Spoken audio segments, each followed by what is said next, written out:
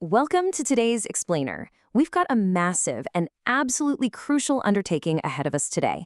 We're going to synthesize 15 distinct, major global headlines, all reported on a single day, August 2nd, 2026. And we're going to weave them into one clear, understandable narrative. If you want to grasp exactly what is happening across the globe right now, from the shifting sands of Middle Eastern diplomacy to the literal front lines of European drone warfare, you are in the exact right place. So let's get right to the data.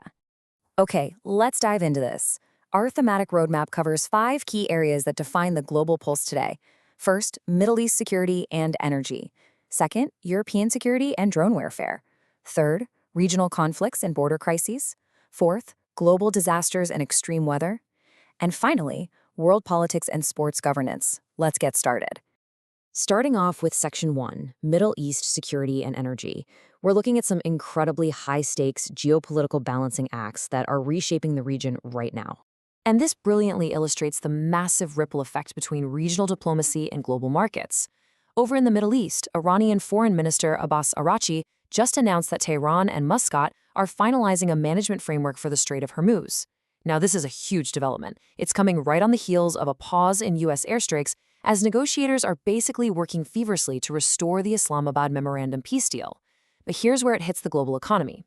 To immediately counter regional shipping disruptions, 7 OPEC+ member nations have agreed to bump up their collective crude oil output caps by 188,000 barrels per day starting in September.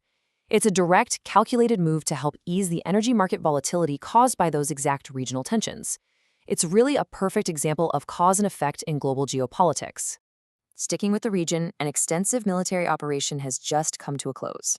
Israel's 401st Brigade officially ended its 8-month deployment down in southern Lebanon. During this campaign, the IDF reported the destruction of over 1,200 Hezbollah underground tunnels. That's a massive network. Furthermore, they carried out precision strikes on remaining militant positions, specifically positioned along the Ali al-Tower Ridge, so this marks the clinical end of a major, prolonged regional military focus. That brings us to our second theme today. European security and drone warfare. Prepare yourselves, because we're looking at a completely unprecedented escalation in uncrewed combat. Now, what's really interesting about this is the sheer, staggering scale of the weaponry involved. We are talking about 600 drones. Russia's defense ministry reported downing over 600 incoming Ukrainian drones in a massive counterstrike targeting Russia's Volga River region. While many were intercepted, the sheer volume was enough that several strikes successfully penetrated defenses. This caused notable industrial damage and tragically resulted in 2 fatalities across the region. This tactical shift toward high-volume, uncrewed aerial assaults is quite literally redefining the airspace in this conflict. But you know, uncrewed warfare isn't just happening in the sky. It's happening right on the water, too. The Russian State Atomic Agency, Rosatom, confirmed a major maritime loss. Their cargo vessel, the Aninia, sank off the Black Sea coast after a targeted hit by Ukrainian uncrewed surface vessels, which are essentially naval drones. Crucially, though, despite the sinking of the State Atomic Agency ship, all 17 crew members on board were successfully rescued. We turn now to our third section. Regional conflicts and border crises. This requires a solemn shift in our focus as we examine localized tragedies and desperate human displacement happening across multiple continents. We're currently tracking 3 separate severe crises today that have resulted in a devastating loss of life. First, in Sudan's ongoing civil war, an uncrewed aerial vehicle struck a customary community court in the Kabkabiya district of North Darfur, leaving at least 37 civilians dead. Moving over to South Asia, outside a police station in Kabul, Pakistan, a suicide bomber detonated explosives. This attack claimed 14 lives, including 5 police officers, and left another 18 people injured. Finally, looking at the border of Morocco and the Spanish enclave of Ceuta, humanitarian officials are reporting a devastating situation. Up to 72 deaths occurred during a mass migrant border crossing attempt. And why this matters on a broader geopolitical scale is how these tragedies force massive institutional reactions. That mass casualty event at the Ceuta border we just talked about, it has instantly triggered alarm bells across Europe. The European Union immediately scheduled an emergency ministerial meeting to formulate a response to this specific border crisis. Human desperation at the border is now demanding immediate, top-level policy intervention from the entire EU bloc. This leads us right into our fourth theme for today: global disasters and extreme weather. We're pivoting here to look at how extreme environmental conditions and tragic accidents are testing human resilience all over the world. Let's move to and see how this builds across the globe. First, near Athens, Greece, a really tragic accident happened during wildfire suppression operations. Two firefighting helicopters collided midair, resulting in the deaths of both crew members. Meanwhile, over in Japan, emergency responders confirmed that the death toll from the Kumamoto Prefecture earthquake has now risen to 38, leaving a staggering 9,200 residents displaced and living in temporary evacuation shelters. And in the high mountains of Gilgit-Baltistan, search and rescue teams made a grim discovery. The body of famed Nepalese mountaineer Nirmal Persia was located 3 days after a massive avalanche on Broad Peak, an event that has now claimed the lives of 10 climbers.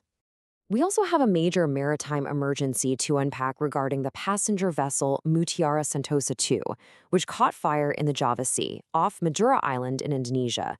Now, the scale of the emergency rescue effort here was massive, with 225 passengers successfully pulled to safety. However, this is tragically contrasted by 5 confirmed deaths and a heavily concerning 41 individuals who still remain unaccounted for in the water. And underlining all of these environmental challenges is this stark number, 42.5. That is degrees Celsius, by the way, or about 108.5 degrees Fahrenheit. This was just recorded in Yongsan by South Korea's National Weather Service. It marks the single highest temperature ever recorded in the nation's history since modern observations began. It's a striking, undeniable data point in the ongoing narrative of our changing global climate. For our final section today, we are shifting gears into world politics and sports governance.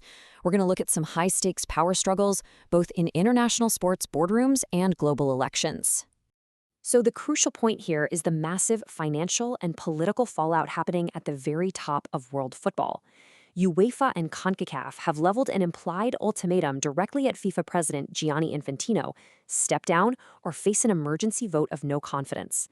This dramatic demand for his resignation follows the spectacular collapse of FIFA's highly controversial $20 billion commercial World Cup expansion proposal. The governance of the world's most popular sport is basically facing an unprecedented internal rebellion right now. And finally, in the realm of national politics, the landscape in South America is really solidifying ahead of a major democratic exercise. Incumbent President Luiz Inácio Lula da Silva has officially launched his campaign for re-election. Stepping forward once again as the Workers' Party nominee, this marks his bid for a historic 4th term in office. It absolutely sets the stage for what will be a highly consequential and closely watched October general election in Brazil.